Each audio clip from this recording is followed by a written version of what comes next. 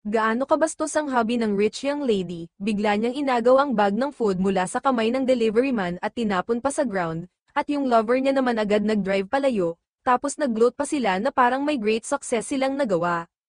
Pero malas nila dahil mali ang taong ginulo nila ngayon dahil sobrang galit ang delivery man kasi nasira ang order na dapat niyang i-deliver sa customer. Kaya agad siyang sumakay sa motor at hinabol sila, at kahit reckless mag-drive yung young master at muntik pang makabundol ng pedestrian, advantage naman ni Taijong na professional motorbike driver siya at kabisado niya lahat ng daan, kaya dumaan siya sa shortcut at inakyat pa ang sidewalk hanggang halos maabyutan na niya ang red car, saka siya nag-accelerate ng todo at lumagpas pa dito bago nag-full stop sa gitna ng road para harangin sila. Hinarap niya ang young master at pinabayaran ang order na itinapon. At nakita ng lalaki na hindi madaling aibuli ang shipper kaya napilitan siyang maglabas ng money na agad namang ni-transfer ni Taijong sa kasama niya. Pagkatapos ay dinala niya ang food sa kapatid niyang si Taichin na galing extra class, at mula nang mamatay ang kanilang mother sila na lang ang magkasama kaya sinabi niya kay Taichin na siya na mag-isa maghahanda para sa death anniversary bukas dahil may exam pa ang kapatid kaya kailangan nitong mag-aral at huwag munang mag-online para hindi masayang ang oras. Pagkatapos ng deliveries nagbuhat si Taijong ng mga bag ng soil papunta sa maliit niyang garden dahil plano nila ni Susie na magbukas ng bonsai shop at tumulong pa ang mga kaibigan nila kaya nag-celebrate sila nang matapos ang halos lahat. Pero dahil nang utang si Taijong sa bank para sa shop kailangan niyang magtrabaho araw-gabi bilang shipper para mabayaran ang debt, at kahit iniisip niyang nagmadali siya dapat hinintay muna niyang makagraduate si Taichin. Para kay Susie naman yun ang bagay na nagustuhan niya, yung lagi munang trabaho bago isip si Taijong.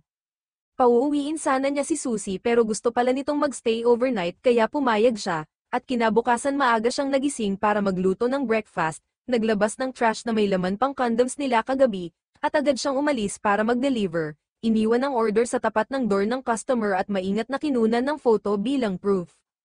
Pagbalik ni Taejong, nakita niyang closed ang elevator kaya nag-decide siyang mag-stairs para mas mabilis, at habang pababa siya napansin niya ang isang potted plant na nalalanta, kaya agad niya itong nilipat sa shaded area at nag-iwan ng note para sa owner na, kapag masyadong naiinitan ng plant, nalalanta ang leaves.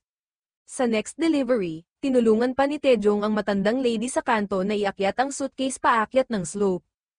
At sa gabi naman habang nagmamadaling kumakain si Taejang napansin niya ang isang phone na nahulog ng may-ari. At nang sagutin niya ang call, sinabi ng girl sa kabilang linya na sa kanya ang phone at pinapahatid niya ito kay Taejang, at kahit gusto sana ni Taejong na iwan na lang ang phone para kunin ng girl, sinabi nitong inaalagaan niya ang mother niyang may sakit kaya hindi siya makalabas at nangako pa ng 300,000 bilang reward, kaya hindi na ito matanggihan ni Taejong at agad siyang nag-drive papunta sa location na binigay ng girl. Pero pagdating niya doon, deserted road iyon sa harap ng tunnel at walang bahay na gaya ng sinabi ng girl. At inutusan pa siyang ilagay ang phone sa emergency phone box sa loob ng tunnel dahil, pag may time daw siya, kukunin niya, at nang tangka sana ni Taejong na personal na ibigay ito, ayaw raw ng girl na may stranger na pumunta sa bahay niya, kaya kahit weird ginawa pa rin ni Taejong ang instruction, at sa loob ng phone box may envelope na may 300,000 reward money. Pero bago siya umalis biglang umarangkada ang isang truck na nakapark malapit at muntik siyang sagasaan, kaya napabulong siya na parang gusto siyang patayin ng driver. Kinabukasan nagluto si Taejong ng dinner para sa death anniversary ng mother nila. At akala niya mag-isa lang siya pero dumating si Chin na may dalang pot ng flowers kaya hindi niya ito pinagalitan at binigyan pa ng food, pero pag-uwi ni Taichin biglang umulan ng malakas kaya dali-daling pinasok ni Taon ang mga flower pots. Tapos may biglang kumatok at bago pa man niya mabuksan ay pumasok ang polis at agad siyang inaresto, at doon inanunsyo na inaaresto si Taejong dahil sa kasong rape at murder. Pagdating sa station may mga reporters nang naghihintay at mabilis kumalat sa media na may girl na nasa early 20s ang natagpuang pinagtatagtad malapit sa tunnel sa Han River at si Taejong ang main suspect. At sabi ng polis mukhang planned crime ito at hindi accidental, at kahit paulit-ulit na sinasabi ni Taejong na hindi niya kilala ang girl, pinipilit pa rin ng polis na siya ang rapist at killer, at ang inaalala lang ni Taejong ay ang mga plant sa shop dahil akala niya makakalabas siya agad. Batay sa ugali ng mga polis, parang 100% sure na sila na si Taejong ang culprit, kaya pati pangalan niya in-announce pa nila sa media. Siyempre nagulat at na-shock si Susie nang mabasa niya ang balita, at kinabukasan nag-request ang ilang close friends na bisitahin si Taejong. At sobrang natuwa si Taejong nang makita sila at hiniling niya na tulungan siyang alagaan ang mga plants sa maliit na shop, Pero sinabi ng isa niyang kaibigan na sobrang gulo na sa labas at pati personal info ni Taejong nakapost na online. Sa plant shop mismo, nag-spray ng paint ang mga extremists at minura-mura si Taejong bilang murderer na dapat mamatay, at sigaw ng sigaw si Tang na inosente siya pero hindi siya pinakikinggan ng mga pulis, at hinihingi ng mga pulis ang alibay niya bago siya pakawalan. Sa TV naman, tuloy-tuloy ang analysis ng criminal psychology daw ni Taejong, kaya nag-decide si Susie na temporarily i-close ang plant shop at maghanap ng lawyer para tulungan siya, at nang bumisita siya kay Taejong agad itong nag-sorry sa hirap na dinadala ng girlfriend niya, pero laking gulat niya nang magduda si Susie, kaya halos maiyak si Taejong sa pag-swear na hindi niya talaga ginawa ang crime, saka lang huminga ng maluwag si Susie at nangakong gagawin niya ang lahat. Hindi nagtagal sinabi ng lawyer na ang best way para linisin ang pangalan ni Jong ay patunayan na may ginagawa siyang iba during the victim's time of death, pero dahil hindi eksaktang oras ng pagkamatay halos imposibleng mapatunayan ang buong 2 days na schedule ni Taejong, pero sabi ni Susie non-stop nagwo-work si Taejun kaya may chance pang makahanap ng ebidensya. Tinawagan nila si Taejong para hanapin ang delivery history niya at kung ano pa ang naaalala niya. At swerte dahil maingat niyang tinatago sa bahay ang mga delivery receipts. Kaya naghiwa-hiwalay sila para puntahan bawat lugar at magtanong, at dahil mabait si Jun pumayag halos lahat na maging witness, at may isang time lang na walang witness pero nakakita sila ng surveillance video na kuha si Taejun, at sa wakas kumpleto ang ebidensya sa buong schedule niya sa loob ng 2 araw, at doon nila na-realize na parang baliw si Taejong sa trabaho dahil halos walang pahinga, kaya confident ang lawyer na ma-declare si Taejong at sobrang saya ng lahat. Sa araw ng trial, iniharap ng lawyer ang lahat ng nahanap na ebidensya ng schedule ni Taejong at sobrang obvious ng alibay niyang wala siyang time gumawa ng crime, at parang smooth na ang lahat pero biglang nag-counterattack ang prosecutor, lumabas sa records na nag-deliver daw ang defendant sa bahay ng victim, at mula sa pagdating ni Taejong hanggang sa pag-alis niya total 7 minutes, pero 3rd floor lang ang bahay ng girl kaya imposible raw na umabot ng 7 minutes ang simpleng delivery. Naalala ni Taejong ang araw na iyon at ipinaliwanag na nakita niyang nalanta ang lucky tree kasi nailagay sa maling lugar, kaya inilipat niya ito sa shade, naglagay ng nutrients at nag-iwan ng message, kaya tumagal ang kanyang ginagawa. Pagkatapos, ipinakita ng prosecutor ang video ni Taejong na hinihila ang suitcase pataas, at ipinaliwanag niya na tinulungan niya lang ang matandang babae pero hindi na-capture ng camera ang matanda, at nagkataon pa nakapareho ang suitcase sa ginamit ng killer para i-dump ang katawan ng biktima. At kahit walang ibang camera na nakakita kay Taejong na may dala ng suitcase, inisip ng prosecutor na baka dahil kabisado niya ang daan, alam niya ang blind spots ng surveillance. Tinanong din siya kung bakit hawak niya ang phone ng biktima. At ipinakita ang surveillance video sa convenience store na hawak niya ito.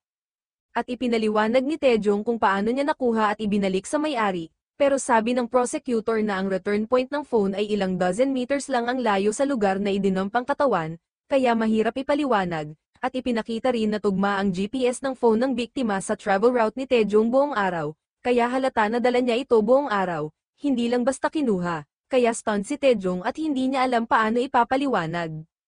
Pagdating sa crime scene, ipinakita na pinagtatagtad ang biktima sa bathroom ng abandoned house sa ibang floor ng parehong building. At nagulat si Susie nang makita ang couple bracelet nila ni Taejong sa scene. At sa autopsy nakita ang semen ng killer sa katawan ng biktima. At lumabas na si Taejong ang may-ari, at kinumpirma rin ng prosecutor na walang potted plant na binanggit ni Taejong. Kaya wala nang depensa si Taejong, at kinabukasan bumisita si Susie at sinabi na sumuko na ang lawyer. At nang tanungin niya kung nasaan ang bracelet, naguluhan si Taejong dahil hindi niya alam kung kailan ito nahulog.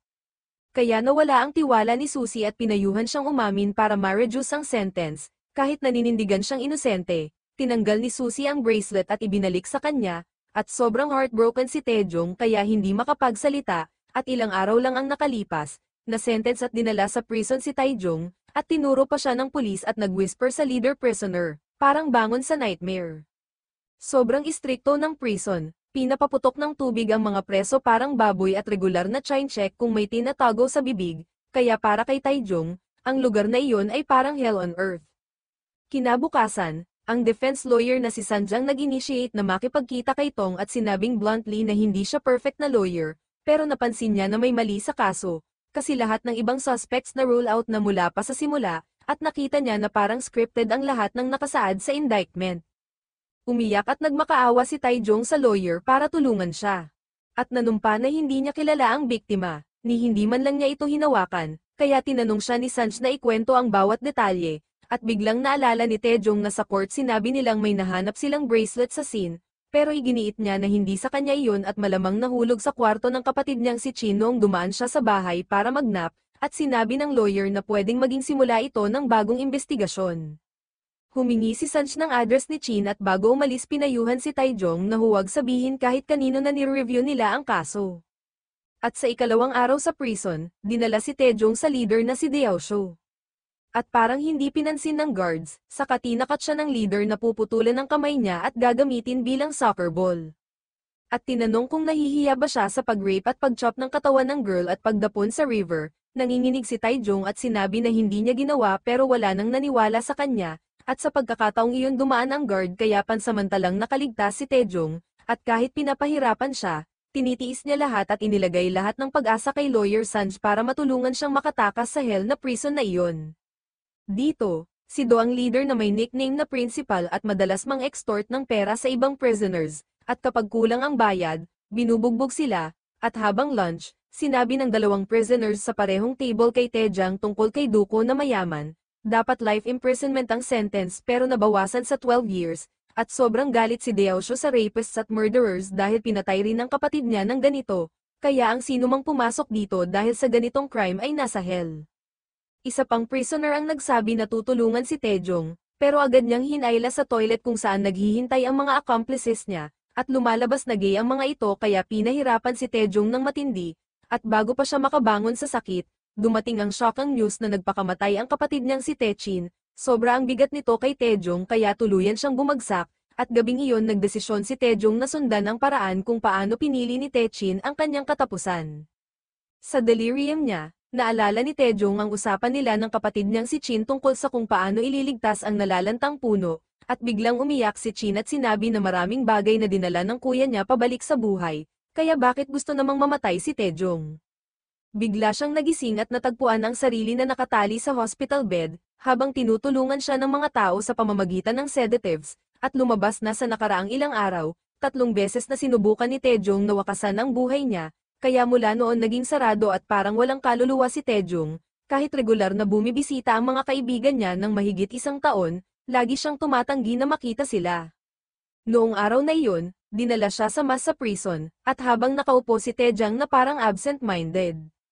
Dali-daling nilapitan siya ng altar boy na si Jang-sik at binigyan siya ng cake, at biglang napansin ni Taejan na ang wrist niya ay puno ng cuts tulad ni Tai, at sinabi ni John 6 na kahit 15 years na siyang altar boy sa church, hindi pa rin siya masanay sa metal bed, iron doors, high-voltage wire fences, at cold concrete floors, at sa simula sobrang miserable at galit si Jang-sik na halos hindi makahinga, pero natutunan niyang mag-adapt para mabuhay.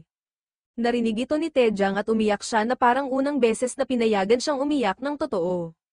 At pinayuhan siya ni Jong-sik na panatilihing abala ang sarili, pwede siyang mag-aral, mag-practice, o gumawa ng kahit ano, dahil kahit harsh ang buhay dito, biyaya pa rin ito ng Diyos at hindi dapat sayangin, kaya nakinig si Taejong, nagsimula siyang matuto at mag-train, at nakahanap siya ng kaunting kapayapaan sa pag-aalaga ng plants, at sabi ni Jong-sik, kung palaging abala si Taejong araw-araw, darating ang panahon na ang mga taon na mukhang hindi matiis ay lilipas ng tahimik. Hindi bumaba ang mga palo, pero dumami ang bilang ng sit-ups, jump ropes, at pull-ups na nagagawa niya, kaya nagsimula siyang mag-training para makipaglaban. At nakakuha rin ng technical certificate bilang maliit na patunay na buhay pa si Taejang. At ngayon kaya na niyang i-block ang ilang blows mula sa mga bastards, pero nagalit ang leader at binugbog siya ng ilang painful punches. Ngunit lumalakas ang endurance niya, nagsimulang tumubo ang mga binhi na itinanim ni Taejong, at dumami rin araw-araw ang technical certificates niya, at sa tuloy-tuloy na encouragement ni Jong-sik, parang mas lalo pang lumakas si Taejong, mas mabilis at mas malakas na ang punches niya, at ang pinaka-importante, hindi na siya nanginginig. 5 taon ang lumipas sa isang kisap mata, at nakatanggap siya ng tawag mula sa isang mysterious na tao na nagutos na tumakas at pananggakwang lilinisin ang lahat, at sa isang closed room na may daan-daang monitors mula sa countless cameras, may isang prey na nasa kanyang target, at sa prison, nakahanap si Taejong ng kaunting kapayapaan sa maliit niyang garden.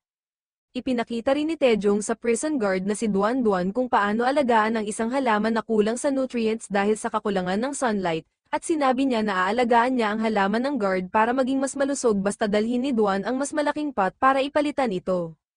Pinuri ni Jong-sik si Taejang bilang tunay na botanist. Sa prison, lahat ay ipinagmamalaki ang kanilang criminal records, pero umaasa si Jong-sik na may mabuting puso pa rin si Taejang sa loob niya.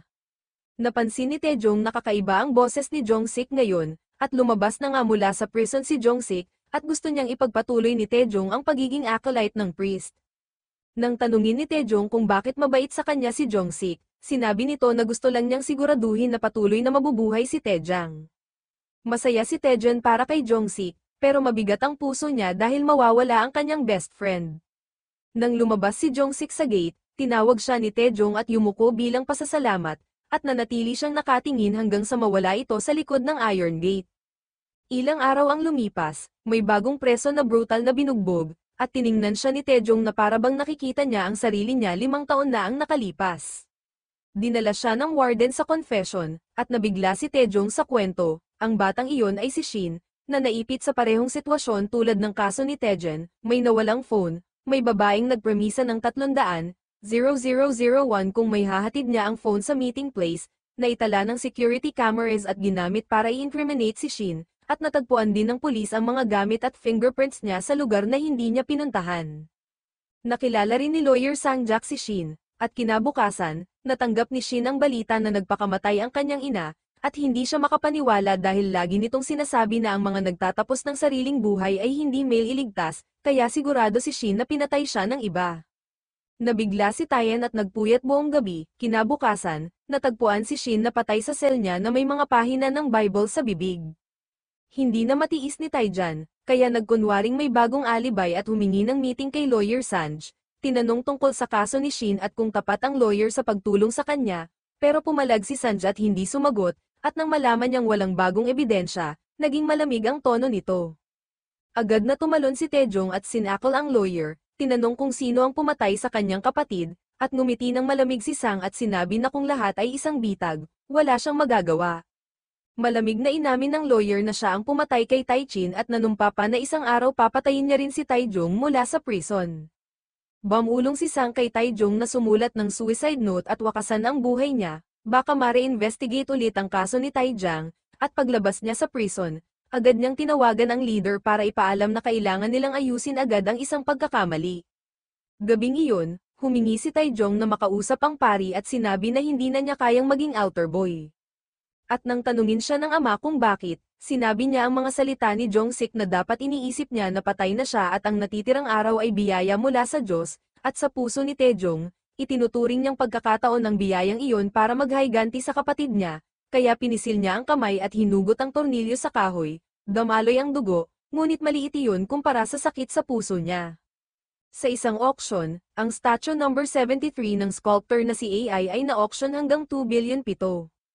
At 2 tao lang ang nagbidding, si Chairman Lim at ang mysterious online customer number 56, na palaging tinaas ang presyo. At habang nag-aalangan si Chairman Lim, tinawag niya ang number 56 at tinanong kung magkano ang halaga ng buhay ng anak ni Mongo. Ngunit iginiit ng kabilang partido na itaas ang presyo ng statue ni Aki. Kung hindi ay hindi tatanggapin ang komisyon, kaya bumalik si Chairman Lim sa auction at itinulak ang presyo hanggang 4 billion. At tinaas pa ni number 56 hanggang 4.5 billion at 5.5 billion.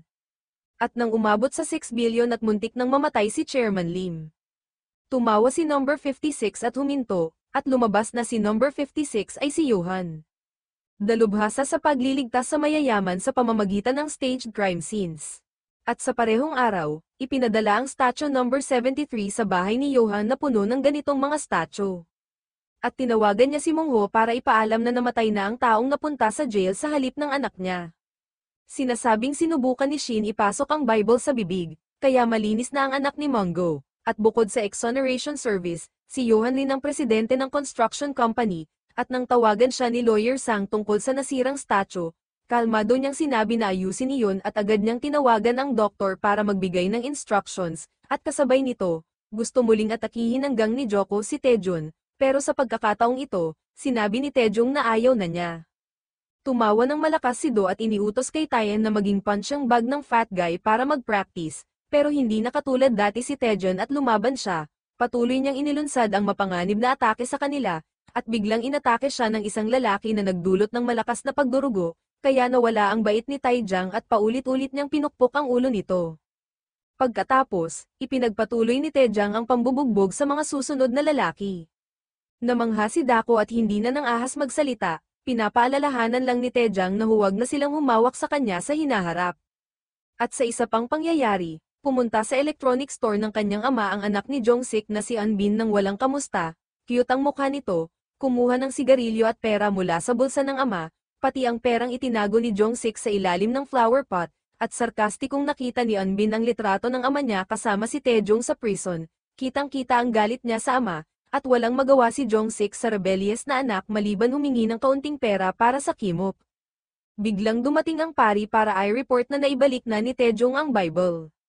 Samantalang galit pa rin si Doksa dahil tinakat siya ni Taejang. Narinig ito ni Daiko at nagalit kaya binugbog niya ang kausap. May lumitaw na tatodgay at tinukso si Dayoksu, na dating nakulong din dito at nakaharap ang leader. At dumating ang warden kaya nagkawatak-watak ang grupo. Sinabihan ni Warden Don si Dayoksu na pumunta sa kanya. At pinaayos ang isang betting ring para kumita. Alam ng Warden na gusto ni Dako pakialaman si Taejong kaya pinayuhan siyang tigilan. At kung magtiyaga si Dako, papapasok ang dalawang mayayamang kriminal sa kwarto ni Dayoksu para makapang agaw. Kasabay nito, binisita ni Jong-sik si Taejang at tinanong kung may nangyari. Natakot siya baka gumawa ng kalokohan muli, at iginiit ni Taejong na wala siyang kinalaman. Pero matagal na siyang nakatutok sa halaman kaya gusto na niyang tumingin sa ibang bagay, iginiit niyang hindi siya nakagawa ng krimen at aalis. Samantala, kahit ipinangako ni Deoshio sa warden na magtitiis siya, inutusan ng leader ang mga tauhan na harapin si Taejong, at gabing iyon, nagplano si John na tumakas, kailangan niya ng normal na damit at susi, at magaganap ito sa shift change ng guard team sa 3:30, at ang Block B ay may pintuan palabas, at tanging daanan para makalabas ng hindi nahuhuli ay sa pamamagitan ng ventilation. Natapos ang visiting hours eksaktong 4 p.m., nakasabay din ng pagdating ng food truck, kaya kinailangan ni Taejong na lumabas bago iyon. Ang isang tauhan ni Duko ay naka-assign na manatili sa parehong kwarto kay Taejong, at sa kalagitnaan ng gabi, inakala nitong mahimbing na natutulog si Taejong, kaya inabot ng isa pang tauhan ng kutsilyo para tapusin siya, pero nakahanda si Taejong at tinalo ang lalaki. Kinabukasan, kalmado siyang lumabas para sa roll call at walang gasgas sa kanyang katawan, na lalong nagpainit ng ulo sa leader. Alam ni Taejong na kailangan niyang alisin si Duko muna. Sa tanghalian, sinadya niyang umupo sa parehong mesa ng leader, pinagtawanan si Toko hanggang magalit, at sa kanya ito pinukpok, ngunit hindi siya nakipaglaban. Nang dumating ang warden, alam ni Taejong na natapos na niya ang sagabal. Kinabukasan, bumisita si Warden Buan sa garden at ipinaalam na nakulong sa solitary confinement si Deoksu at binigay sa kanya ang green foam na hiniling niyang tulungan hanapin. Inakala ng warden na gagamitin niya para sa chapel, pero para pala sa ibang layunin. Ngayon, binugbog ni Taejong ang isang preso sa Area B at nagboluntaryong palitan siya, kaya nakuha niya ang susi ng gate ng Block B, ginawa ang mold ng susi gamit ang foam at itinago sa flower pot. Kasabay nito, nagpadala ang Ministry of Justice ng doktor para bakunahan ang mga preso, doktor ni Johan, at tahimik na inihiwalay ang bote ng gamot para kay Taeyong. Pagkatapos ng lunch, tinawag ang lahat para sa bakuna. Pumayag si Taejang na tulungan ng isang prison guard ayusin ang kotse, kaya nandoon siya, at ito ang perpektong pagkakataon para makuha ang susi. Bumalik ang prison guard ng mas maaga at nagdala rin ng cake kay Taejong, at habang nagpapanggap na nagpapalit ng spark plug, mabilis na inilagay ni Taejong ang susi sa bag ng cake.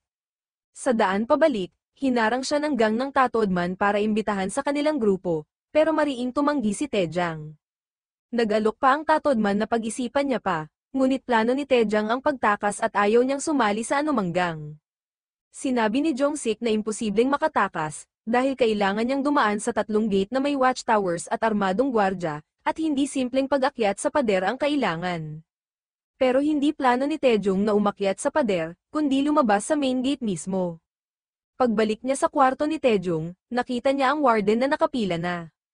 Sinabi ng warden na may malaking laban bukas at ibinuhos nila lahat ng pera sa pagtaya kay Taejong, kaya natakot siya na baka maapektuhan ang lakas ni Taejong ng bakuna. Kaya nagpadala ang warden ng ibang tao para siya ang mag-inject kay Taejong. Hindi nagtagal, narinig ng doktor ang tamang code at inilabas ni Taejong ang espesyal na bote ng gamot mula sa bulsa niya. Ngunit nang tiningnan ng doktor ang mukha ng preso, naramdaman niyang may mali. Kinabukasan, eksaktong 3:00, dumating ang prison guard para tawagin si Taejong sa ring. Wala nang ibang paraan, kaya mabilis na umatake si Taejong at pinabagsak ang kalaban. Pagbalik niya sa kwarto, nakita niya agad ang doktor at ang prison guard na naghihintay sa kanya. 27 pasado 3:00 na, kaya nag-alab ang puso ni Taejong, kinuha ng doktor ang espesyal na bote ng gamot at ini-inject diretso sa braso niya. Ang bakuna pala ay lason, tahimik na tinitignan ni Taejong ang relo dahil kalahating oras na lang ang natitira bago ang appointment kay Uncle Jong-sik. Pag-alis ng doktor, tahimik niyang inilagay ang tornilyo at ang susi sa bulsa. Una, ginamit ni Taejong ang tornilyo para short-circuit ang electrical system ng security camera. Habang nag-aayos ang officer, palihim na kumuha si Taejong ng access card. Pagkatapos, nagpanggap siyang pupunta sa banyo at naloko ang prison guard. Pumasok siya sa storage room at kumuha ng civilian clothes, isinusuot sa labas ang prison uniform. Nang marating ang gate patungong Area B, muntik siyang mahuli ng prison guard at napilitang magtago sa storage room. Sa kabutihang palad, hindi siya nadiskubre dahil pabaya ang guard. Bago pa siya makaluwag, nagsimulang mag-effect ang lason. Nahilo at nanlalamig si Taejong, pero konti na lang ang oras. Sa labas, naghihintay si Jong-sik, hindi alam kung totoo o biro ang ginagawa ni Taejong. Pinili ng binata ang ventilation pipe patungong Area B. Tinanggal niya ang prisoner clothes at umakyat sa vent, pero ang ingay ng paggalaw ay nakapansin ng guard. Akala ng guard ay dagalang kaya tiningnan lang ng kaunti at tumigil. Nasa labas na si Prison Warden Duan nang makasalubong niya si Uncle Jong-sik. Nakilala niya ito, huminto at nagtanong, napilitang magsinungaling si Jong-sik na bumisita lang sa kamag-anak, at dahil lampas oras na, sinabi ni Duan na isasama na niya si Jong-sik, pero tumanggi ito at sinabi na babalik bukas. Nasa Area B na si Taejong, pero lalong dumuduwal at nahihilo ang ulo niya. Blurry na ang mga mata ni Taejong at mabilis ang tibok ng puso, pero sinubukan pa rin niyang hilahin ang sarili papunta sa Civil Service Office kung saan siya dapat makipagkita kay Uncle Jong-sik. 3 minuto na lang ang natitira bago magsara, pagkapwesto niya, maingat na pinagdilaan ni Taejong ang food bag ng pamilya ng preso, kaya bumagsak ang laman nito at nagdulot ng kaguluhan, lahat ay yumuko para pulutin ang mga bagay. Sa pagkakataong iyon, nakalusot si Taejong sa main door at nakalabas. Ngunit sa oras na iyon, kumilos ang epekto ng lason at nawalan siya ng malay. Samantala, nakatitig si Johan ng walang gana sa F1 test race sa malaking screen. Humahalik siya at tinawag ang taong responsable kung pwede bang gumamit ng balat ng saging para mag-crash at mag-apoy ang mga kotse sa laro, at seryoso siya. Nagtapos ang race at nanalo ang team na sinponsor ni Johan at nakapag-set ng bagong record, pero nabagot siya dahil para sa kanya, walang saya kung walang aksidente. Sinabi ng taong responsable na delikado ito sa buhay ng mga racer, at agad na inanunsyo ni Johan na kukunin niya ang sponsorship kung ganoon. Pag-uwi niya, abala si Johan sa paggawa ng malaking Lego model. Pumasok ang kanyang yaya at nagtanong kung ano ang nakakatawa. Ibinulong ni Johan at sabay silang natawa, inutusan niya ang yaya na gumawa ng listahan ng kliyente mula sa Ministry of Justice. Kinabukasan, sinamahan ni Johan ang Ministry of Justice car at ang direktor ng Department of Correction sa prison, at sinabi ng matandang direktor na kahit anong utos ni Johan ay dapat sundin. Alam ni Johan ang kahinaan ng prison warden, nag-invest sa crypto gamit ang public funds at naloko. Nag-propose si Johan ng environmental volunteer activity sa abandoned factory at naglagay ng bag ng gold bars, bawat isa 201 milyon, at nangako pa ng 5 dagdag kung maayos ang lahat. Malinaw ang kahilingan, ipadala ang mga preso sa community service, at kung kulang ang bilang, pwede kahit sino na nakakainis sa warden. Walang pag-aalinlangan, pumayag ang warden. Sa ibang kaganapan, nakaupo ang warden sa harap ng monitor habang ni-review ni Duan ang video. Pinuto ni Taejong ang kuryente ng camera, kinuha ang access card, at dahan-dahan na lamusong sa hallway na parang multo. Si Duan ay umakyat pa sa ventilation pipe para sundan ang ruta ni Taejong, at sa huli na pabuntong hininga na lang siya at humanga. Hindi inakala ng prison warden na susubukan ni Taejong na lumabas diretsyo sa main gate, pero nabigo ang plano dahil nahuli siya ng pari at dinala sa infirmary. Sinabi ng doktor na may napakaraming rat poison sa dugo ni Taejong, pero sinwerte siya dahil yung vitamin K3 na nainom niya kanina ang naging antidote kaya naligtas siya. Kahit ganun, tuloy-tuloy ang pagsusuka ni Taejong at ubos na ang lakas niya. Dumalaw ang warden at kunwari walang alam, sinabing kumakalat sa camp ang chismis na tinangka daw ni Taejong tumakas, o baka naman nahimatay dahil aksidenteng nakainom ng lason, pero duda ng warden na may gustong pumatay kay Taejong dahil hindi siya yung tipo na maglalason sa sarili. Inamin pa ng warden na matapang ang plano nitong dumaan sa main gate dahil iyon ang pinakamahinang parte ng buong sistema, at sinabi niyang iimbestigahan niya lahat kapag gumaling na ito. Bago umalis, pinakiusap ni Taejong na sabihin kay Uncle Jong-sik na nagpapasalamat siya sa pagligtas muli sa kanya. Kinabukasan, nang ibigay ng warden ang mensahe, naguluhan si Jong-sik dahil hindi niya alam kung paano niya mail iligtas si Taejong. Sa loob ng selda, nagtatanungan ng mga preso kung bakit magtatangkang tumakas si Taejong habang umiinom ng rat poison, pero lahat sila aminadong hindi basta-basta si Taejong. Inutusan ng prison director na ilabas si Deok-soo mula sa solitary dahil kasali na siya sa community project ni Yohan. Paglabas, agad niyang hinanap si Taejong at pinapasok ng mga tauhan ng kama para galpihin siya, pero kahon lang ang laman dahil nakaakyat na si Taejong sa kisame. Tumalon siya pababa, tinamba ang dalawang tao, at nakontrol ang kalbo, pero dahil sa lason lumabo ulit ang paningin niya kaya nakalamang ang kalaban at nasaksak siya sa balikat. Samantala, sa meeting room, inanunsyo ng prison director ang project kung saan ilalabas ang mga preso para sa community activities, at nagtapon siya ng isang tumpok ng pera sa mesa, 5 bundles sa bawat sasali at bonus kapag natapos. Agad sinunggaban ng warden ang pera at sumunod ang iba. Sa oras na iyon, napansin ng warden na may kakaiba sa infirmary, pero pinigilan siya ng mga tauhan ni Dako sa labas at handa silang patayin siya kahit madagdagan ang sentensya. Wala nang nagawa ang warden kundi umalis at itaas ang alarma. Agad niyang ipinatawag ang rapid response team papuntang A4 habang si Taejong ay mag-isang nakikipaglaban sa mga tauhan ni Docs kahit nanghihina na dahil sa lason. Isa-isa niyang pinatumba ang mga kalaban hanggang kay Dako na sinamantala ang paghina niya at sinaksak siya ng malalim. Pagdating ng warden at police team, hinarang sila ng mga tauhan ni Dako, habang sa loob ay naibaba na ni Dako si Taejong at tinangkang tapusin. Pero biglang bumangon si Taejong, nasunggaban ng kutsilyo, at imbes na saksakin si Dako sa leeg ay pinutol ang tenga nito. Dumating ang warden team at si Taejong lang ang natirang nakatayo, sugatan at duguan. Makalipas ang ilang linggo, habang coma, nakita niya ang kapatid niyang si Chin na nagbabala sa panganib sa labas, at nangako siyang hahanapin ang mga nanakit dito bago siya biglang sinako at kinaladkad ng mga gwardya, pati si Deok-soo ay ganoon din ang sinapit. Nagkagulo ang kulungan at 12 bilanggo ang isinakay sa saradong truck kabilang sina Taejong at Deok-soo. Kinaumagahan, nagising silang nakaputing uniforme sa isang abandonadong pabrika na napapalibutan ng armado at drone, hanggang lumabas si Yohan at i-anunsyong magsisimula na ang kanilang oras. Maligayang pagdating sa Land of Opportunity. Dito nagtatapos ang episode 4.